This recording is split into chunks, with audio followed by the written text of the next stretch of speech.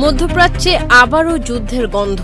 মাত্র কয়েক সপ্তাহ আগে যুদ্ধবিরতি ভেঙে এবার নতুন করে মুখোমুখি হয়েছে যুক্তরাষ্ট্র ও ইরান।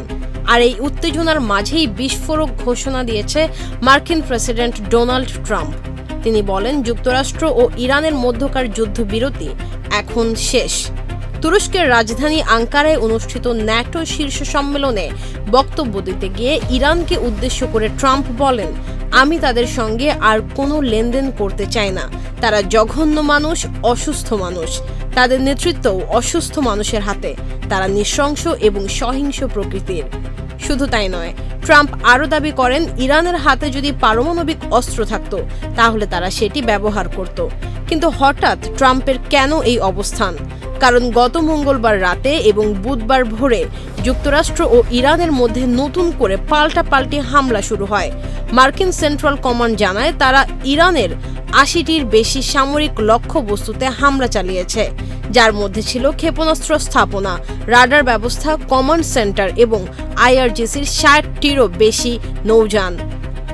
ওয়াশিংটনের দাবি, হরমুজ প্রণালীতে বাণিজ্যিক জাহাজের হামলার জবাব হিসেবেই এই অভিযান চালানো হয়েছে।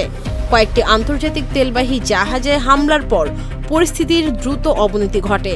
তবে এর জবাবে ইরানও থেমে থাকেনি। তেহরান জানিয়েছে, তারা উপসাগরীয় অঞ্চলে অবস্থিত মার্কিন সামরিক স্থাপনাগুলোকে লক্ষ্য করে পাল্টা হামলা চালিয়েছে। বিশেষ করে বাহরাইন এবং কুয়েতে অবস্থিত মার্কিন ঘাঁটিগুলোর ইরানের লক্ষ্যবস্তু ছিল। ট্রাম্প আরও বলেন, ইরানের সঙ্গে আলোচনা চালিয়ে যাওয়া মানে শুধু সময় নষ্ট করা। তার অভিযোগ, তারা মিথ্যাবাদী। আমরা ইরানের সাথে চুক্তি করি, কিন্তু তারপর তারা বাইরে গিয়ে বলে এমন কোনো আলোচনা আমাদের মধ্যে কখনোই হয়নি। তবে ট্রাম্প জানান, আলোচনার দরজা পুরোপুরি বন্ধ করে দেননি তিনি জানিয়েছে, মার্কিন আলোচক দল চাইলে যোগাযোগ চালিয়ে যেতে পারে। যদিও তার ব্যক্তিগত বিশ্বাস, সেই প্রচেষ্টার কোনো ফল হবে না। বিশ্লেষকদের মতে, এই যুদ্ধবিরতির সমাপ্তি শুধু ওয়াশিংটন ও তেহরানের সম্পর্ককেই নতুন অনিশ্চয়তার মুখে ফেলেনি, বরং নতুন করে উদ্বেগ তৈরি করেছে পুরো মধ্যপ্রাচ্য জুড়ে। কারণ এই সংঘাতের প্রভাব সীমাবদ্ধ নয় শুধু দুই দেশের মধ্যে।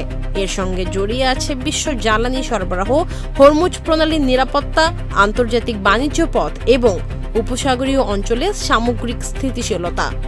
এখন বিশ্বের নজর একটাই প্রশ্নে, উত্তেজনা কি আবারও আলোচনার টেবিলে ফিরবে, নাকি মধ্যপ্রাচ্য এগিয়ে যাচ্ছে আরও কোনো বড় ও দীর্ঘস্থায়ী সংঘাতের দিকে?